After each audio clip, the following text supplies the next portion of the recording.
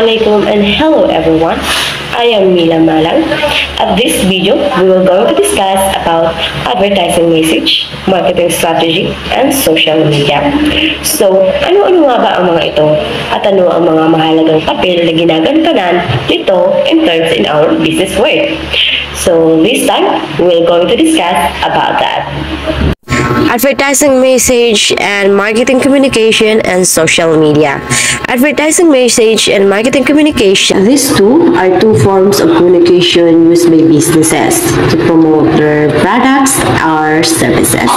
Pero ang advertising message ay isa siyang specific content created by a businesses to promote their product or services. While naman ang marketing communications is an encompasses a broader range of communication strategies. Pero yung social media naman is a platform used by business as a part of their marketing communications effort to reach and engage with their target audience. So first, let's discuss what is advertising. Advertising is the primary means by which a company communicates with its customer about its product, brands, and position in the marketplace. Product price and place also signal brand positioning. As certain, all these signals need to tell a coherent story. So advertising, ito yung paano maipapakita ng company, paano sila makipag-usap, makipag-communicate sa kanilang mga customers about their products, brands, and position in the marketplace.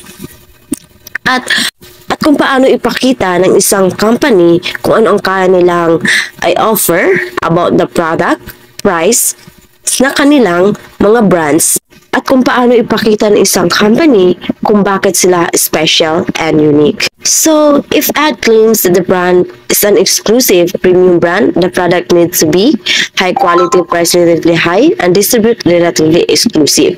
So, pag ang brands daw, pag ang ads ay napakita ng isang brands na high quality, so ibig sabihin, exclusive lang siya sa isang lugar. Hindi siya basta-basta makikita, and it's very high quality and high price. So, it should be really good, and it should be feel special and unique. So, advertising is the most direct communication link.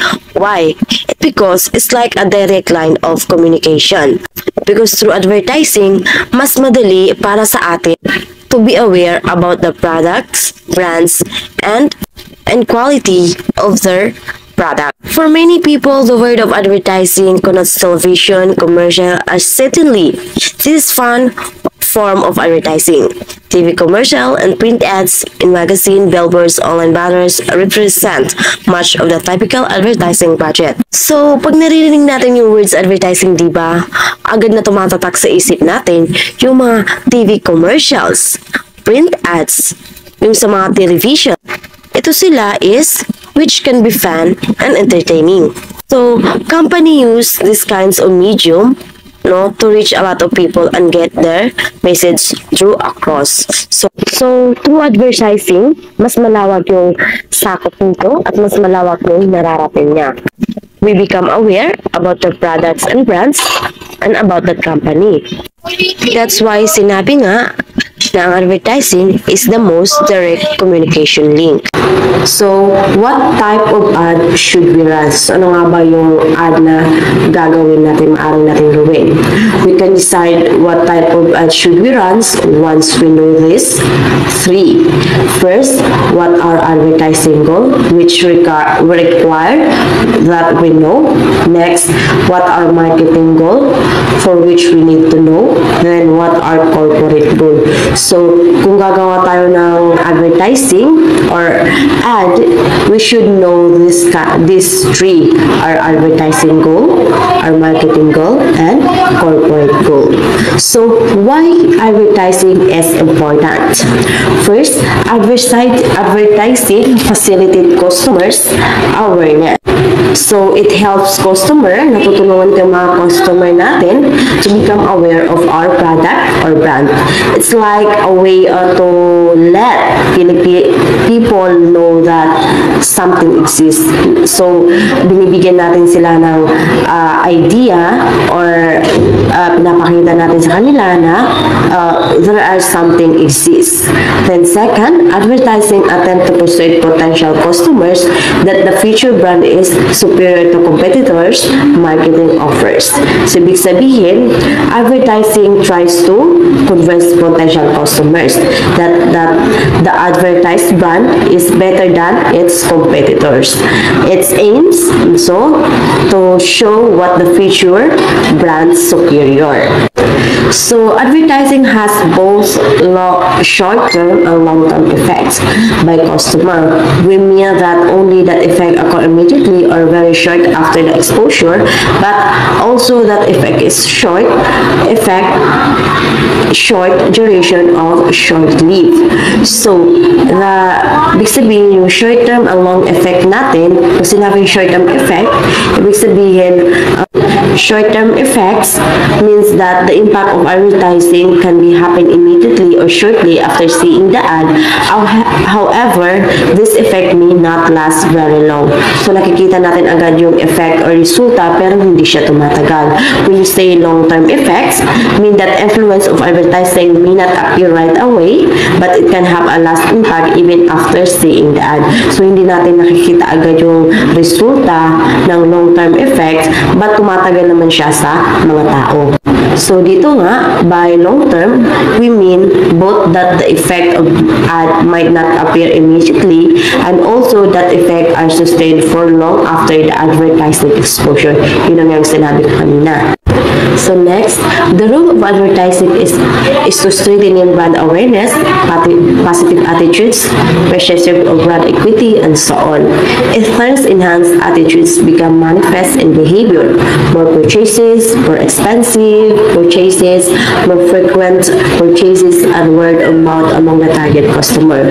So even though a CMO typically does not see the immediate sales bump from a campaign, everyone knows that advertising works, that the brand needs, so we keep investing in advertising. So advertising, the rule of advertising is to make people aware of our brand, creating positive feelings towards it, and building a perception that the brand has a value. So sinabi kanina, even though yung CMO daw, yung Chief Marketing Officers, ay hindi nila nakikita yung immediately na increase, yung pabilisang pag-increase ng sales, but we invest sa advertising, we continue to invest advertising kasi alam natin na nag-work ito. We widely understand that advertising works and that the brands needs it. So we next consider the content of advertising message. Advertising has a rich communication potentials. Ads can convey rational information as well as emotionally imaginary. So yung advertising I have a lot of potential for communication. So diba, nagbibigay siya ng brand awareness, positive feelings towards it. So yung ads can provide logical information to inform people about the brands, features, and benefits. At the same time, ads can also use emotional imaginary to evoke feelings and create connection with the audience. By combining rational information and emotional elements, advertising can be effective communicate with people and leave lasting impressions. So, kaya nga yung advertising is napakahalaga kasi hindi lang siya basta advertising lang. Bagamat ito ay nagbibigay ng biggest impact in marketing world. Assalamualaikum warahmatullahi ta'ala wabarakatuhu, and I am the second reporter, and my topic is about what marketing goals are sought from advertising campaign. Advertising can be used to address many goals. One popular model of goals is called AIDA, which is attention, interest, desire, and the action. Ang advertising ay maaring gamitin upang maabot ang iba't ibang mga layunin. Ang sikat na model ay tinatawag na AIDA model. Ang AIDA model ay isang framework na ginagamit sa advertising upang maabot ang mga ad recipients mula sa pagkakuha sa kanilang atensyon hanggang sa paghikayat sa kanila gawin ang isang action. Goal fall into three camps. We have three camps, which is cognition, effect, and behavior. First is cognition. Cognition, increasing awareness and knowledge about our brand. Ibig sabihin, lahat ng mga impormasyon mula sa ating brand is sinasabi natin sa mga tao. Lahat yung mga detalye, pinapaalam natin sa kanila para mas malaman nila yung tungkol sa ating brand. So pagbibigay ng impormasyon sa kung ano ang ating brand. And second is effect. Enhancing attitude and positive association about our brand. Big sabihin, sinisigurado natin na ang mga tao ay mayroong positibong pananaw at kaugnayan sa ating brand. Ito yung pagbibigay ng mahusay na customer service. Yes. And the third is behavior. Ultimately, encouraging more buying for our brand. Ito naman ay upang mapataas ang mga benta at kitang nagbumula sa ating brand sa pamamagitan ng pagpapakita ng halaga at iba pa. The AIDA model hierarchy. First is the attention. Ito yung first na ginagawa natin ay ang pagkuha ng atensyon ng mga tao. Ito ay ginagawa natin sa pamamagitan ng pagsaayos ng mga disenyo, magandang pagbibigay ng mensahe para mas maging makuha natin yung atensyon nila para mas maging malapit sila sa ating brand. And second is interest. Ito naman ay pagpapalawak ng interest ng mga tao sa ating advertising. Ito ay maaring gawin sa pagpapakita ng benepisyo, sinasabi natin sa mga brand na ng ating brand ay makakalutas ng problema nila, or ito yung pagpapakita ng kahalagahan ng ating brand sa kanilang buhay. Third is desire. Ito ang pagpapalakas sa mga kagustuhan ng mga tao na mas ma-associate ang kanilang sarili sa ating brand sa pamamagitan ng pagpapakita ng mga unique selling points ng ating brand. And last is action. Ito naman is sinusubukan natin magsanhi ng isang aksyon mula sa mga tao tulad ng pagbili o intensyon na bumili. And that's all. So, good day everyone. I am Fatma Pansha, and today I will going to present my topic about designing advertising messages to meet marketing and corporate goals. So, advertising is a means of communication. A company ways to its potential customer. By our staff, we have a new service. As a result, marketers must understand the basic model of dialect communication.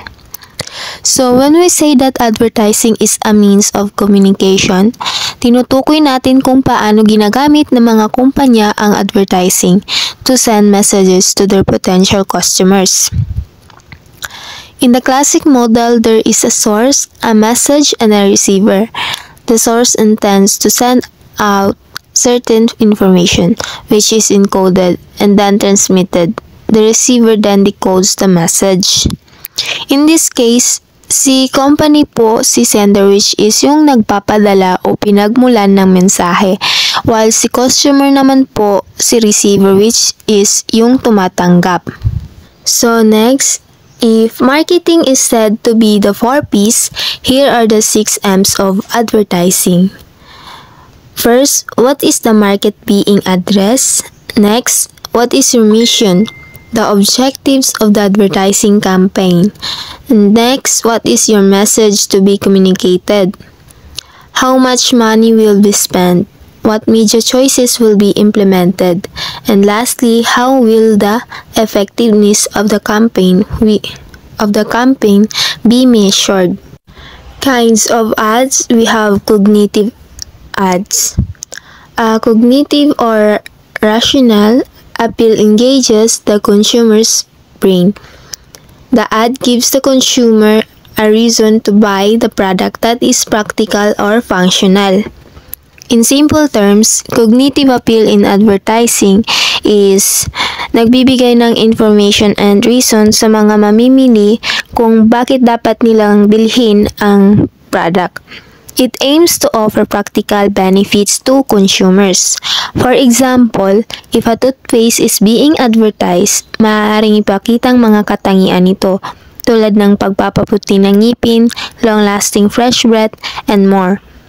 The purpose of an ad with cognitive appeal ay ipakita sa mga mamimili kung gaano kahusay at kapaki-pakinabang ang product. Next, a one-sided argument means that the company focuses on expressing the benefits of its product to the consumer. In a one-sided argument, ang kumpanya ay nagfo-focus sa pagpapahayag ng mga benefits of their product to the consumers. Ipinapakita nila ang mga positive aspects of their product without mentioning any weaknesses or comparing it to other. In a two-sided argument, the company describes the pros and cons of its brand. So, ipinapakita ng kumpanya ang both sides sa pamamagitan ng pagsasabi ng mga positive and negative aspects of their brand. They acknowledge the strengths and benefits of their product, but binabanggit din nila ang anumang mga limitasyon o mga kahinaan nito. So, in a non-comparative ad, a brand is mentioned and its features, attributes, images, portrayal, etc. are conveyed. So, ang focus nito ay on one brand. Binabanggit ng company ang brand name at sinasabi nila ang mga katangian, attributes, and images without making any comparisons to other brands. And last, in a comparative ad, the featured brand name is mentioned, as is the brand name of a competitor. So, along with the featured brand name, binabanggit din ang name of a competitor. Pinapakita ng company ang lakas and benefits of their brand while comparing it to the competitor's brand. Pinapakita nila kung bakit mas maganda or more impressive ang kanilang product. So, next kinds of ads, we have emotional ads. Another type of ad that elicits emotions uses humor. Ad exists count on numerous ads to break through the noisy media clutter. So, humorous ads are a type of advertisement na gumagamit ng humor to grab people's attention.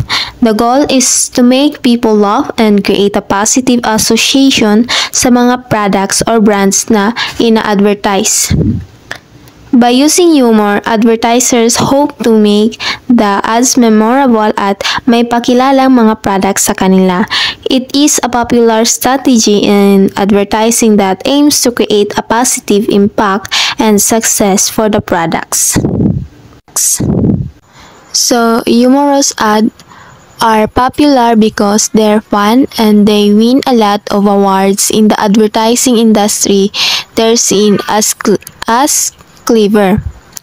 These ads are popular for their fun and clever approach. Layunin nilang makipag-ugnayan sa manunood through humor, making the brand memorable and likable. Fear appeal ad.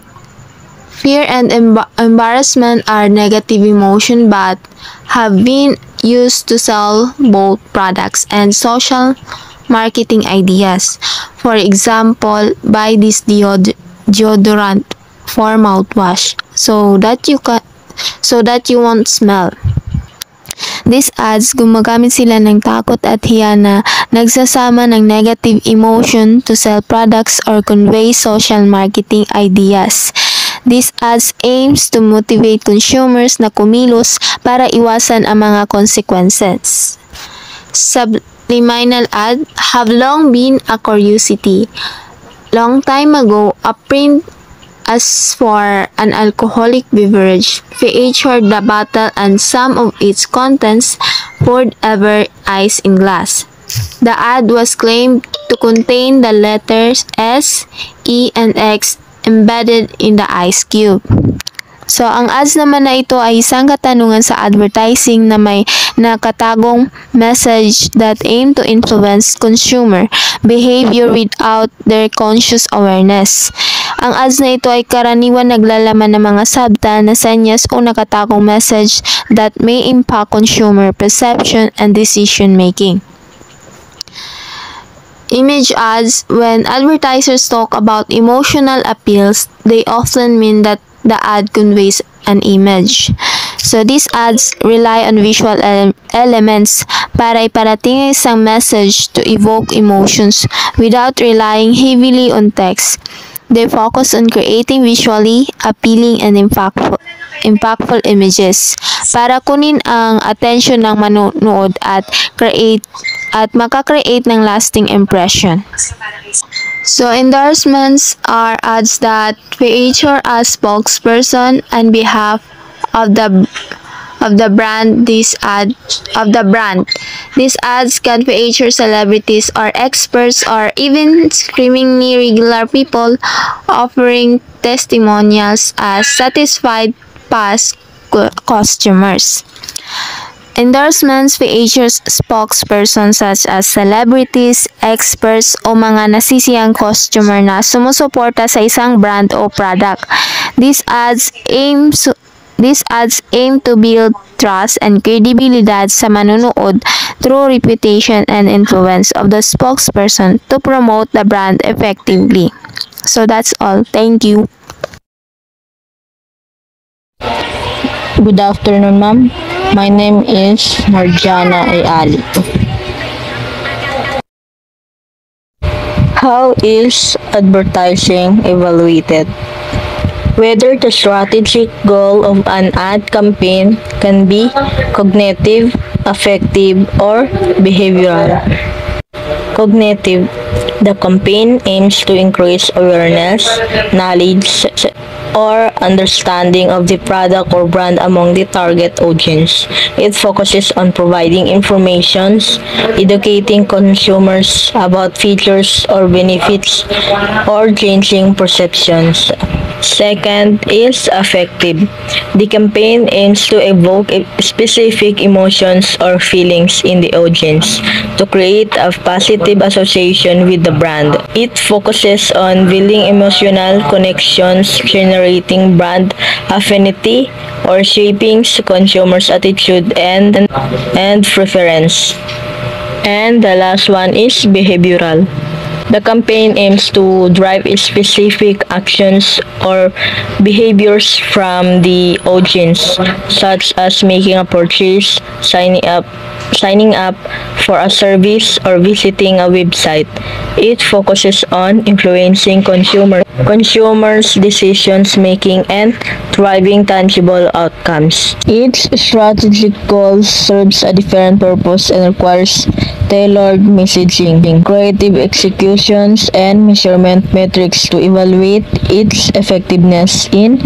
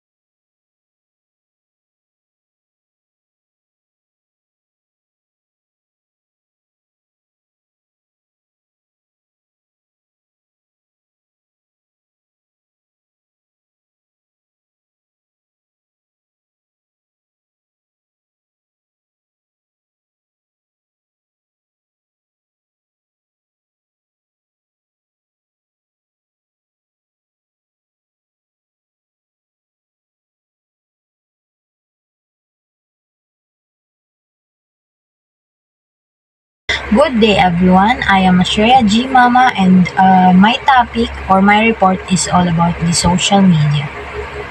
So what are social media? So the media is obviously part of social media. Computer technology continues to get smaller, more powerful, and less expensive. And it seems omnipresent. So, ano yung omnipresent? So, kumbaga, yung social media is may kita natin or matatagpuan to siya sa lahat ng parte ng lugar or kung saang mang lugar makikita natin or pwede tayong gumamit ng social media. Mobile marketing is growing because of our cell phone is Convenient nowadays. So, yung mobile marketing is growing in this generation or this time. So, because of that, our cell phone is more convenient nowadays. They become our portal to email and Facebook. Yung cell phone natin is, sila yung naging portals natin. Kumbaga, nakaka-explore tayo, nakikita natin yung mga nangyayari or nakaka-gather tayo ng information with just using our phone. So, our primary means of sharing information and entertainment is our cell phone. So, pwede tayong mag-share ng ideas through Facebook, Instagram, or etc. And pwede rin tayong yung entertainment is pwede natin makita through Facebook, then YouTube, TikTok, and marami pang iba. Brands on Facebook. Some of companies are already pretty sophisticated about buzz marketing. So, the brand with the most fans on Facebook are the may kita natin sa screen or sa PPT, yung first is the Facebook, of course. So, yung lahat na nakikita natin sa screen is all of us are familiar with those. So, kasi nga, most friend or most fans or most popular brands. So, that's why we all are familiar with those. Yung first type of social media offer very rich, vivid sensory experiences such as virtual world or video games with their dynamic sight and sound that compel the user to interact and engage. So, yung example natin dito sa social media na to is yung headset virtual reality game. Yung mga nilalagay dito, then pag inano, makikita mo yung makikita mo yung virtual world na naka-play doon sa virtual reality game na yon. So, let's move on to the second type of social media, which is the second type of social media. So, social media differ from one another.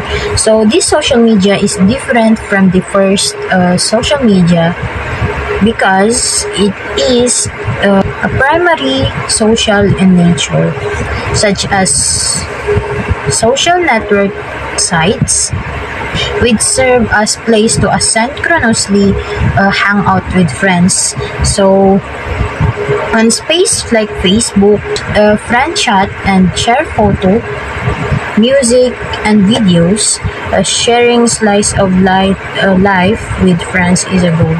So here, sharing a slice of life with friends is a goal. So dito naman, yung example dito is sa Facebook, kung saan nakakapag-hangout or nakakapag-chat yung mga friends. Actually, hindi lang sa Facebook kundi sa marami pa like Telegram, Instagram, Twitter, Messenger. So, pwede silang mag-hangout doon asynchronously. Pwede silang mag-video chat, video call, mag-share ng mga photos, mag-share ng music, or pwede rin silang mag-watch together sa Messenger. So, let's move naman sa pang-third na social media, which is, so this social media vary with regard to whether the interaction are pointed commercial. On this dimension, there are not many fewer forms. For example, yung Facebook may seem to host non-commercial gatherings, and yet there are ads floating about, and the retail link began to sprout. Kumaga, yung Facebook is nag-host ng non-commercial na gathering or like videos na hindi siya commercial, pero bigla-bigla na lang sumusulpot or pumapasok sa Excel na yung ads. Familiar din naman tayo dyan kasi of course nararanasan din natin yan sa Facebook app. So when you like watching a videos, then bigla na lang papasok yung ads or commercial ads doon sa Next is the word of mouth. A particularly phenomenon for business is that social media facilitates word of mouth. So long before social media technology, marketers have known that customers' word of mouth is very powerful. Consumer view ads with some skepticism, knowing that the point of the message is persuasion. So yung word of mouth spread the information, opinion, or recommendation about the product, service, or experience through informal communicating between people or the customers.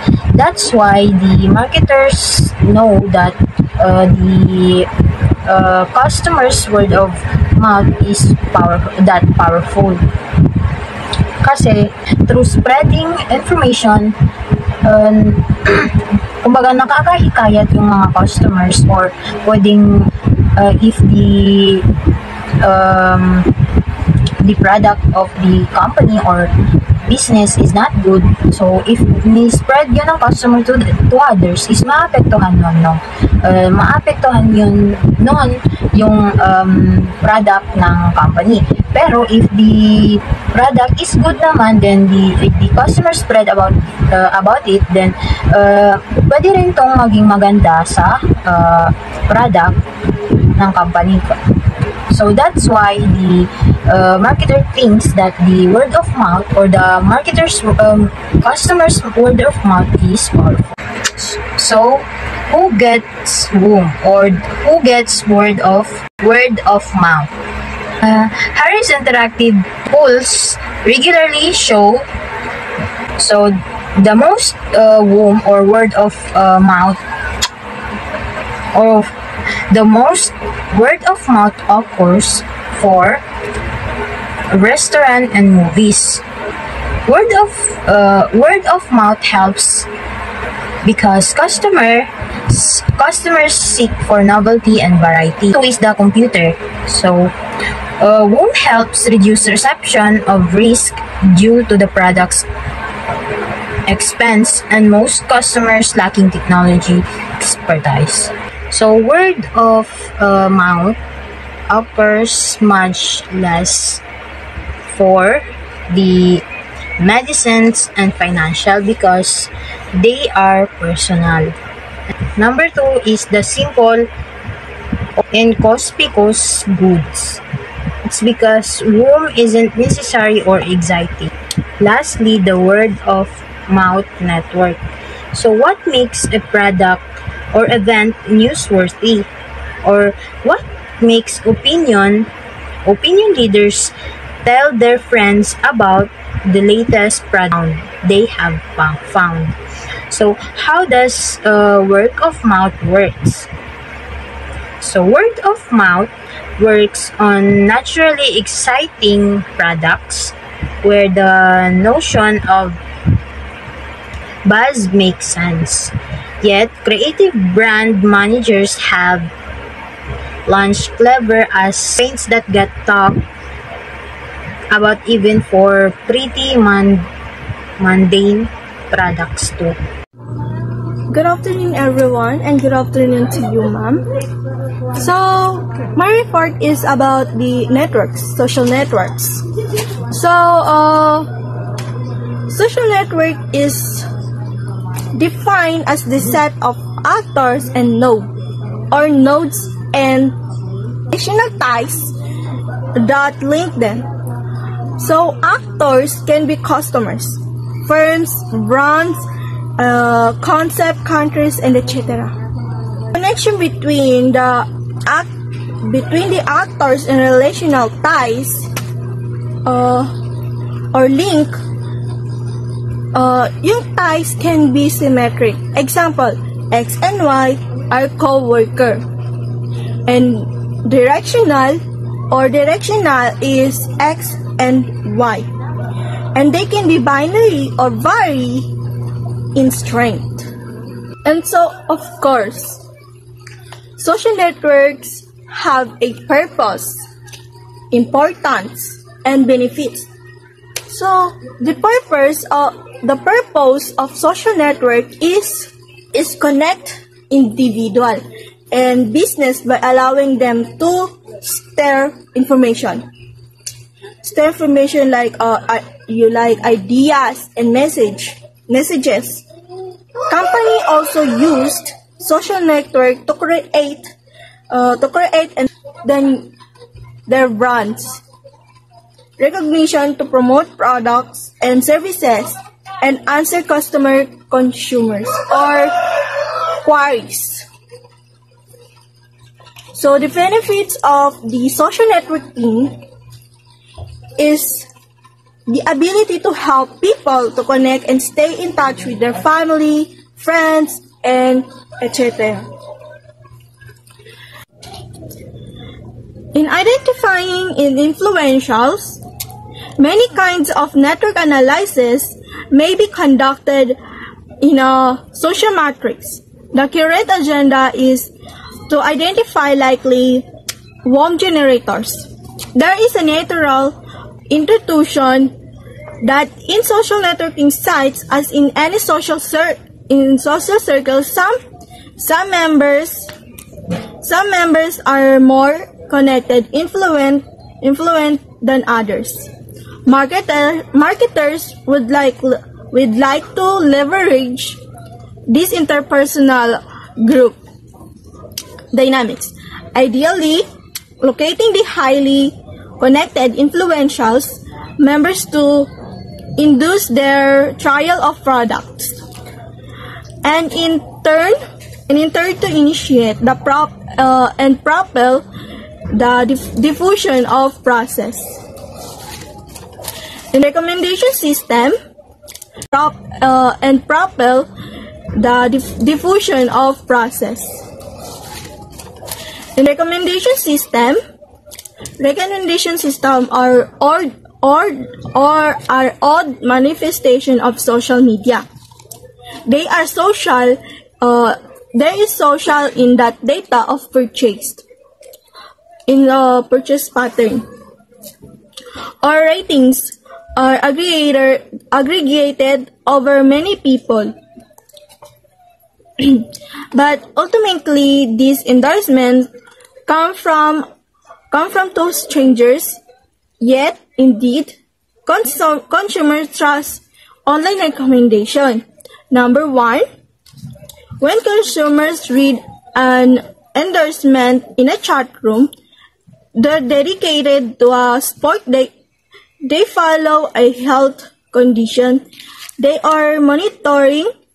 They usually make the assumption that the Others who visits the websites, read it and post it are similar to themselves and hence bring credibility and relevance.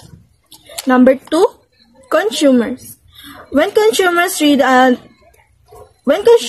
a rating of a book or piece of music online, they usually make the assumption that the majority of people can be too far from wrong. And in recommendation agents are another form of CRM. Companies keep track of your purchase and then they match you with other customers who purchases have had some overlap with yours. These scenarios share the fact that while the word of mouth originates with strangers, it nevertheless seems spontaneous and not paid for. And therefore, it seems authentic in a manner not easily achieved in advertising. As you can see, social media seems to have exciting potential as for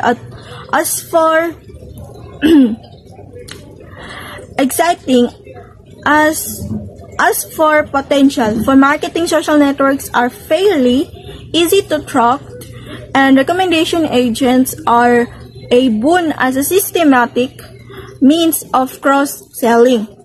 Social media ROI, KPIs, and web analytics. As with traditional media, we can begin to answer ROI questions only if we know the goal that the marketing action was intended to achieve once we know the goals.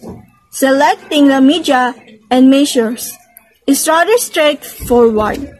Assalamualaikum warahmatullahi wabarakatuh. Ako nga pala si Tifarana S. Panalandang.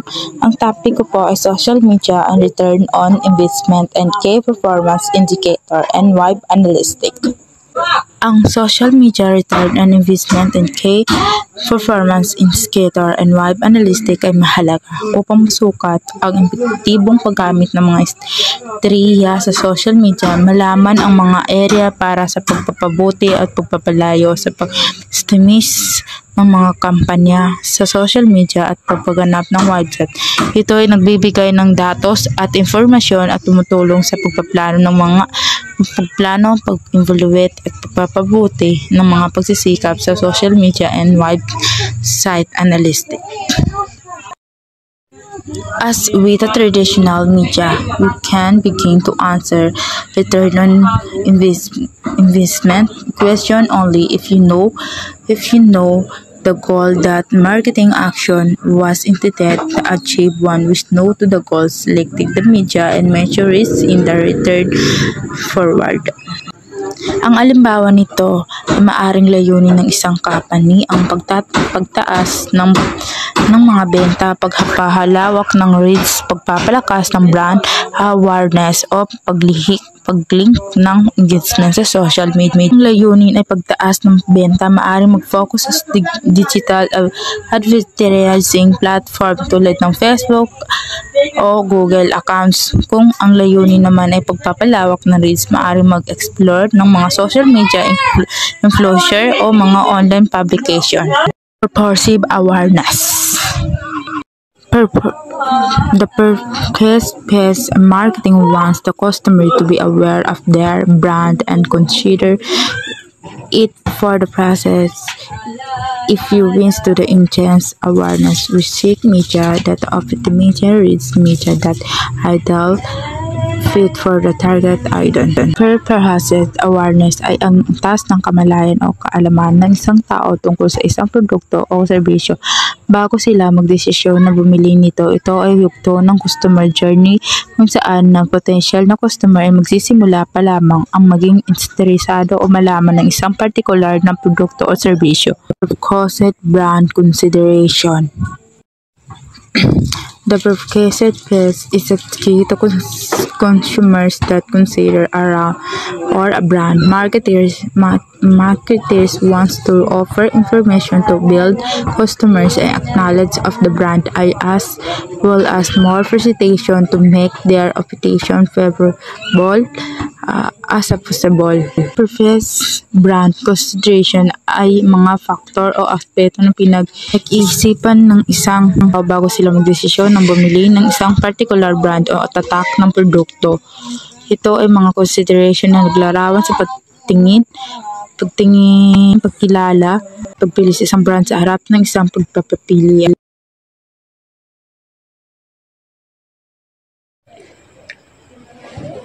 My name is Leah M. Ibrahim, so my report is Purchase or Behavioral Engagement.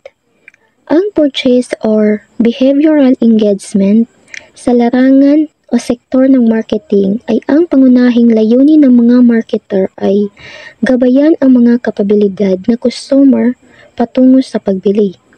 So mayroong ilang hakbang o aksyon na ginagawa ng customer na itinuturing na positibong indikasyon ng kanilang interes at kapabilidad na pagbili. Ang mga palatandaan o senyales na ito na karaniwang sinusubaybayan sa mga website ay tulad ng pagbubukas ng tiyak na mga pahina, pag-download ng mga materyales, panonood ng mga demo o pamamaraan ng produkto at iba pa. So ang mga aksyong ito ay nagpapakita na ang customer ay nakikibahagi sa brand o produkto. Sa madaling salita, ang purchase or behavioral engagement ay tumutukoy sa iba't ibang aksyon na ginagawa ng mga customer na nagpapakita ng kanilang interes sa isang produkto o serbisyo bago bumili. Ito ay sinusubaybayan at sinusuri ng mga marketer upang sukatin ang interes ng customer at gabayan sila patungo sa paggawa ng pagbili. Next is post-purchase. Ang mga maalam or wise na kumpanya ay nag-aalala sa kanilang mga customer matapos ang pagbili dahil sa online na environment, mas mabilis nilang natatanggap ang impormasyon tungo sa karanasan ng mga customer pagkatapos ng pagbili. Kung ang mga customer ay nasisiyahan, maaari silang mag-post ng positibong mga review o endorsement. Ngunit kung hindi sila nasisiyahan, maaaring basahin ng kumpanya ang reklamo at subukan itong tugunan. Ang mga kumpanya ay maaaring gumawa ng mga hakbang para may balik ang tiwala ng customer, tulad ng paghingi ng paumanhin, pagbibigay ng solusyon sa problema at pagbibigay ng mga benepisyo para mabalik ang dating kalagayan. Ang mga ito ay mahalaga sa pagpapanatili ng customer at pag-iwas sa pag-alis nila. And last is how to proceed.